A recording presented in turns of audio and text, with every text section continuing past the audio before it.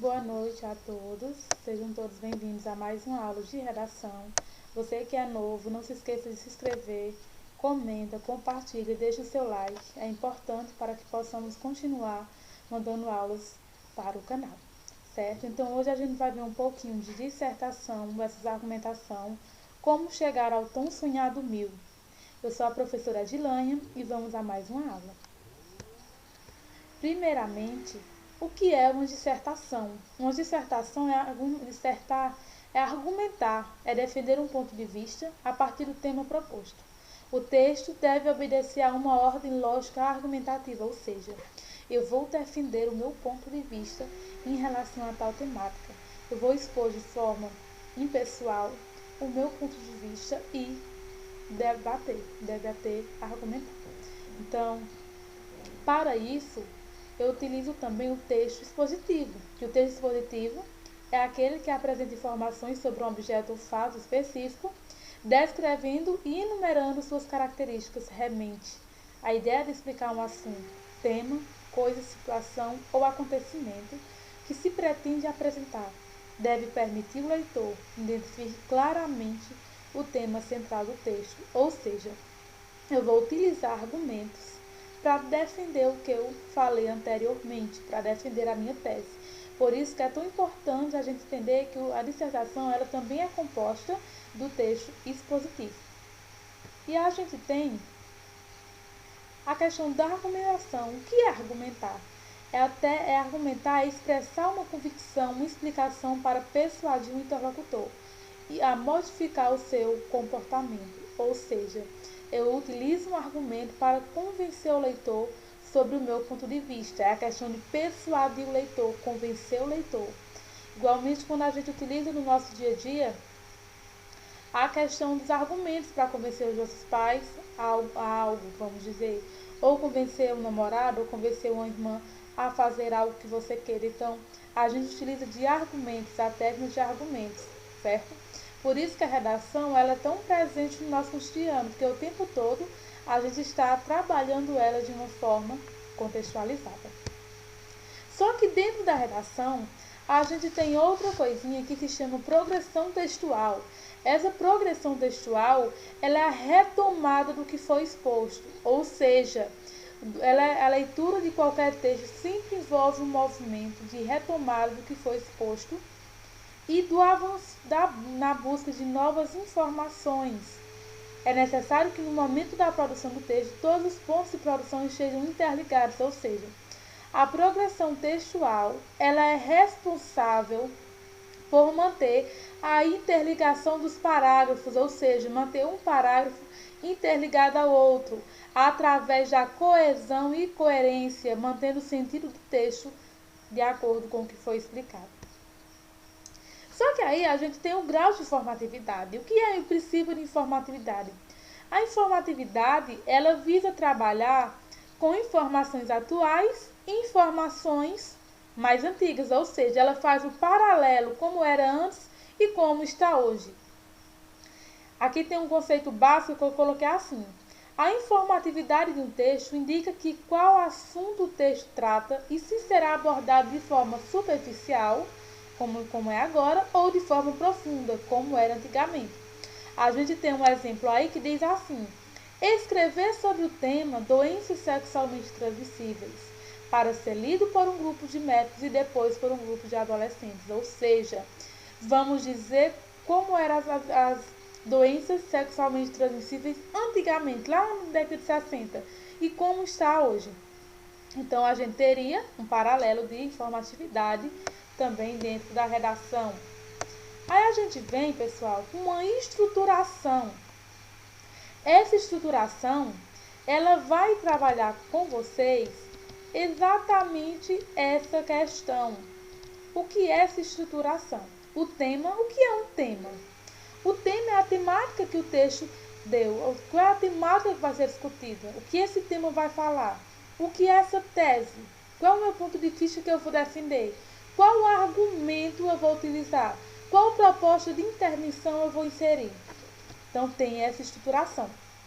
A gente tem, além do mais, a questão da tese, né? Que é a ideia que você vai vai defender no seu texto, deve estar relacionado ao tema e deve estar apoiado em argumentos ao longo da redação. Eu peço até perdão por duas palavras aí, certo? Então, a tese é o que eu vou defender. O argumento ele vai ser a justificativa para convencer o leitor, como eu falei anteriormente. Lembrando que cada argumento ele deve responder uma pergunta. O porquê? Por que eu utilizei esse argumento? O porquê desse argumento está aqui. A gente tem as estratégias argumentativas, são recursos utilizados para desenvolver os argumentos de modo a convencer o leitor, ou seja, eu vou utilizar um argumento que eu sei que vai convencer minha mãe sobre salia. Eu vou utilizar um argumento que eu sei que vai convencer o corretor sobre o meu ponto de vista. E aqui eu trouxe para vocês o projeto do texto. O que é esse projeto do texto? A apresentação do problema e a necessidade de uma intervenção. Eu trouxe um exemplo aqui que diz assim: dados do MEC apontam a recusa e o desinteresse de graduados da área de humanas pelo magistério. Se algo não for feito, a classe de professores será um decréscimo pior do que já foi observado. Então, aqui eu tenho a apresentação do problema. Qual é o problema? O desinteresse da área de humanas pelo magistério. Qual é a proposta para justificar? Quais os argumentos? A classe dos professores seja fortalecida, haverá melhorias salariais e de condições de trabalho? Então, é o que pode justificar. E quais são as ações? Que na conclusão eu tenho que citar o agente de ação e detalhamento, a criação e reformulação da legislação específica para o magistério e fomentar por meio da mídia televisa a valorização dos professores, ou seja, a maior valorização, o maior rendimento dos professores nessa área. E a gente tem a estrutura do texto. Essa estrutura do texto vai trabalhar exatamente essa questão do título. O primeiro parágrafo, que é a conceituação ou contextualização, que é onde você vai apresentar o tema, tese e um argumento. Segundo e terceiro parágrafo vai apresentar a questão da argumentação, a questão do desenvolvimento da tese, ou seja, você vai desenvolver o que você falou anteriormente. E o quarto parágrafo, que é a intervenção ou solução. A gente tem também agora as competências do Enem. Essas competências do Enem, vocês pediram para me explicar, eu vou explicar cada uma. A primeira competência, ela vai trabalhar a questão da gramática, ou seja, concordância e regência. Crave especialmente, que eu vejo um dos maiores erros que a gente vê dentro da redação, a colocação pronominal, o não saber utilizar os pronomes de forma correta nas orações e períodos, a grafia de palavras, algumas palavras ilegíveis, a qual dificulta o professor a entender, a acentuação e pontuação colocadas de maneira errada e a declaração vocabular, ou seja, um vocabulário em norma padrão. A competência 2, ela vai trabalhar tema e gênero, ou seja, o domínio do tipo textual, ou seja, o domínio da dissertativa argumentativa. A gente teve casos de outros Enems, a qual alguns alunos erraram, colocou metade do texto narrativo, metade dissertativo, ou seja, quando vai fazer a correção sobre as ferramentas que mais erraram dentro da tabela de correção, acaba gerando essa perda de pontuação. Repertório sociocultural, que é a utilização, o repertório de várias disciplinas e o domínio de vários conteúdos. A gente tem a parte não fugir o tema, ou seja, você não sair fora da proposta de redação. E vem a letra ilegível. A gente tem a competência 3, que é a argumentação, ou seja, os argumentos consistentes para defender o que foi falado anteriormente. O ponto de vista, que é a questão da tese, o que você vai defender. fatos, informações, opiniões e exemplos, que é através dos tipos de argumento que você vai utilizar, e reforçar a tese, ou seja, todos os parágrafos devem estar o tempo todo fazendo referência à tese. A quarta competência, a gente tem a questão da coesão, que é a amarração interna, ou seja, a interligação dos parágrafos e períodos, a articulação adequada das partes, saber dar continuidade, saber introduzir, desenvolver e concluir, progressão textual, que é a retomada e a interligação dos períodos e orações. Competência 5, a gente vai ter a questão da intervenção, elaborar a proposta de solução através da discussão que foi feita anteriormente, fazendo a retomada ao que é o problema e concluindo mostrando quem é o agente, quem vai fazer, como vai fazer e o detalhamento e meio dessa ação, ok?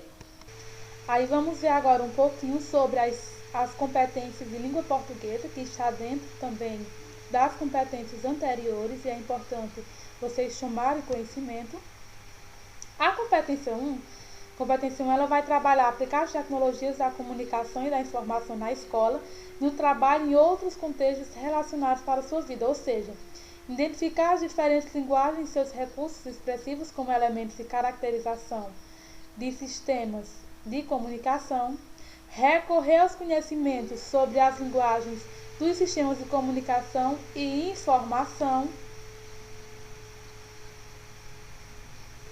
A gente tem a outra, que é recorrer aos conhecimentos sobre a linguagem dos sistemas de comunicação e informação para resolver problemas sociais, relacionar informações geradas nos sistemas de comunicação e informação, considerando a função social desses sistemas, e reconhecer posições críticas aos usos sociais que são feitos das linguagens e dos sistemas de comunicação e informação. Ou seja, que é muito importante para o nosso dia a dia. Vamos a outra competência,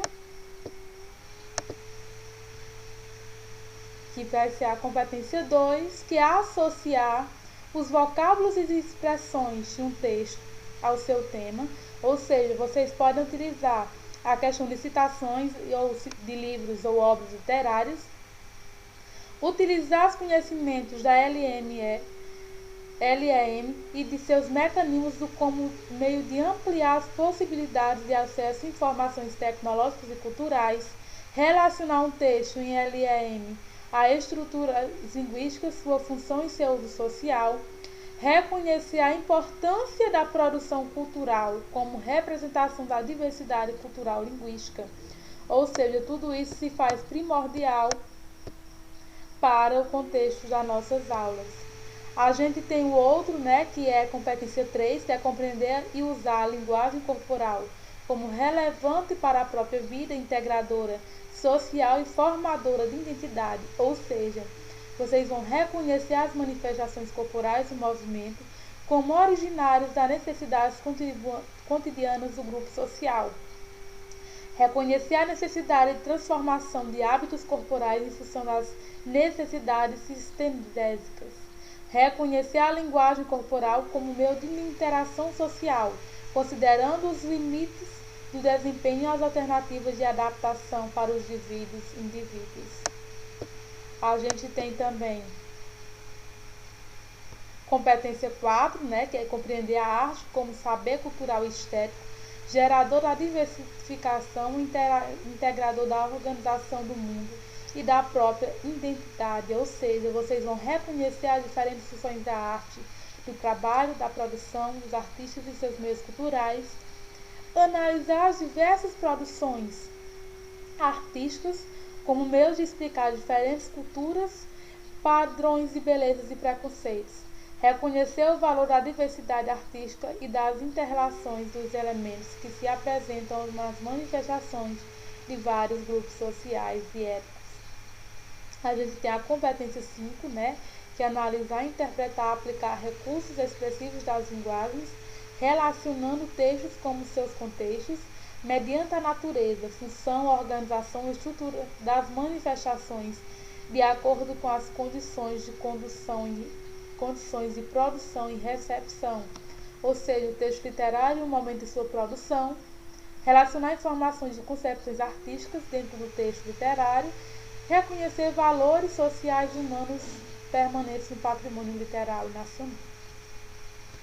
A gente tem também, pessoal, a competência 6, que é compreender e usar o sistema de símbolos das diferentes linguagens como meios de organização cognitiva da realidade pela constituição de significados, expressão e comunicação e informação, a qual também é importante para o ensino da língua portuguesa.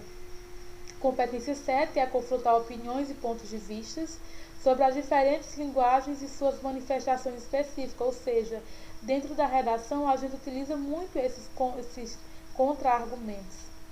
A competência 8 da área de língua portuguesa, que é compreender e usar a língua portuguesa como a língua materna, geradora de significação, integradora da organização do mundo e da propriedade, da própria identidade, ou seja, é a gente saber utilizar a língua portuguesa de forma consistente, levando em consideração principalmente a questão da língua materna, do uso correto. A gente tem a última competência, que é a competência 9, que é entender os princípios da natureza, a função do impacto das tecnologias de comunicação e informação na sua vida pessoal e social, no desenvolvimento do conhecimento, associando-os aos conhecimentos científicos, às linguagens que lhes dão suporte, às demais tecnologias, ao processo de produção e aos problemas que se põem solucionar. Ou seja, reconhecer impacto social, análise de suas linguagens, de sua comunicação, dentre outras. E a gente tem também, pessoal, a questão dos erros mais cometidos na redação. Quais são? Erros de pontuação, erros pontuais, ou seja, vírgula, ponto final, ponto de exclamação, principalmente a vírgula, é um dos erros mais ocorridos nas redações. Mas a gente também não pode esquecer a crase. Cerca de 80% dos alunos ainda não sabem utilizar de forma corretamente o sinal de crase, a concordância, a colocação prenominal, a pontuação, a escrita errada da palavra expressão, ou seja, você escrever como você escreve, se você fala errado, você escreve errado. Flexão do nome, ou seja, se um sujeito está no plural, o verbo também vai. Erros eventuais, regência. Então, tudo isso acompanha a redação. E a gente tem também os argumentos mais utilizados na redação, que daqui para amanhã eu vou postar uma videoaula em relação a eles, é a questão dos argumentos que são mais utilizados. O argumento por enumeração, causa e consequência, analogia, comprovação, citação, exemplificação e contra-argumentos. Então, assim, pessoal, essa foi a nossa aula de hoje. Eu espero que todos tenham gostado. Se você gostou, deixa o seu joinha aí. Obrigada, boa noite.